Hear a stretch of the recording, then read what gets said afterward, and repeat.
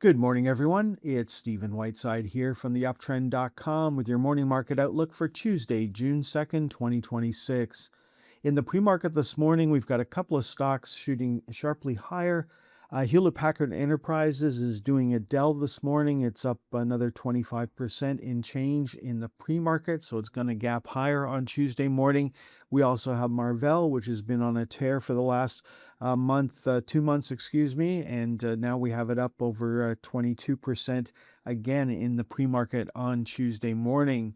Now, stock index futures are below fair value at the moment. No major breakdown so far. Commodities are mixed, the opposite of yesterday morning with crude oil lower and gold up in the pre-market on Tuesday morning. Now, what worked yesterday? Cloud computing was the big sector performer yesterday, while gold stocks were the big loser on the day. Looking at the VIX moved up yesterday, no change yet. We're still trading below the lower channel line. The short VIX is still on a buy signal, of course. The long VIXs are still on sell signal, so no changes coming into Tuesday's trading action.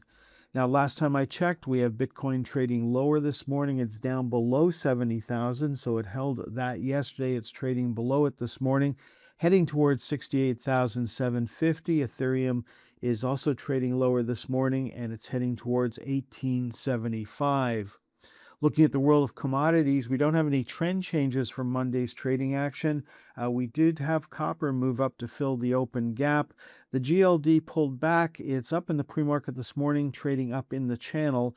The strength we're seeing in the pre-market this morning is not enough to give us a buy signal on Tuesday so far. There's platinum and palladium. No change there. No change for the price of silver. Then looking at uranium still being held in check by that gap from a couple of weeks ago. We've been in the channel for the past 5 days. No change in trend coming into Tuesday's trading action. Looking at the energy sector, we had crude oil move up yesterday. It's down slightly in the pre-market this morning. That's also the same for gasoline. Natural gas pulled back into the upper channel line yesterday, so no change in trend. The pros are still in control here, so that could be good for the bulls going forward. Now, looking at a couple of the major index ETFs, the iShares for the TSX 60 were up a dime yesterday, so no big deal. The financials ended the day on a sell signal. Bank stocks ended the day on a sell signal. We've got a couple of the banks that have been selling off over the past few days. So there's CIBC, there's the National Bank. Those two are on sell signals. The rest of the banks are still holding up. Looking at a couple of the financials not doing well at the moment, we've got Fairfax making a new low on Monday. We've got the TSX making a new low for this move on Monday as well. And there's Sun Life rolling over on Monday. Looking at the U.S. market, all the major indices are still holding up very well. We're trying to get the Vanguard Total Market ETF to 375, got as high as 374.44 yesterday. And then we're trying to get the NASDAQ 100 to 750. We got as high as 745.65 on Monday. What is not working? Well, bank stocks and regional banks both generated a sell signal on Monday. We also have consumer discretionary and pharmaceuticals generating sell signals as of Monday's close. Now, in this weekend's presentation, we talked about which countries were performing well and which were not over the last 12 months. And India comes in at the bottom of the list, and the Nifty 50 ETF generated a sell signal based on Monday's trading action.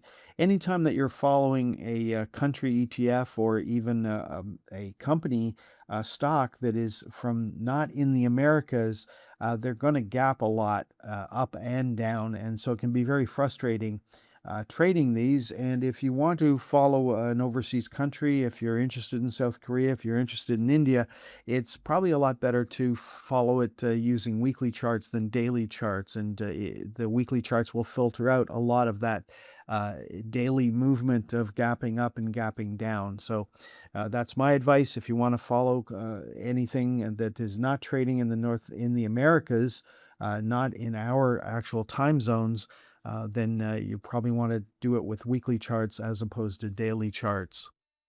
Now, looking at the tech giants, we've got the Magnificent 7 ETF. It's still on a buy signal here, treading water up here. Then we've got Apple still on a buy signal, no change there. We've got Advanced Micro Devices on a buy signal, no change there. We do have a change for Amazon. It's back on a sell signal as of Monday's close. Looking at Broadcom, new high for Broadcom on Monday, no change there. We've got Alphabet on a sell signal, no change for Alphabet coming into Tuesday's trading action. Then we've got Meta. Meta rolled over on Monday. It is back on a sell signal as of Monday's close. Then looking at Microsoft, Microsoft gapped higher once again on Monday, so that stock's had a great couple of days. Then NVIDIA is back on a buy signal as of Monday's close. Then looking at Shopify made a new high for this move, trying to fill that gap from back in late April. And looking on Shopify on the TSX there, you can see the gap has been filled, and now we're looking to see if we can hit 175. Which is a realistic target. We've been there before. If we take out 175, 187.50 is our next target to the upside for Shopify. And then finally, we've got Tesla back on a sell signal as of Monday's close. Okay, folks, that is all for this morning's presentation. So far, it looks like we're going to have a mixed open on Tuesday morning. Have a great day. Next time you'll hear my voice is on Wednesday morning. Thanks for tuning in until the very end of today's stock market timing educational video. If you found the content valuable, don't forget to express your support by hitting the like button, leave a comment, sharing with your friends, and subscribing to our channel for more insightful updates. Remember, in the world of stocks, timing is crucial, and following the trend can be your greatest ally. If you would like more information on how we can help you better time the stock market, please visit theuptrend.com.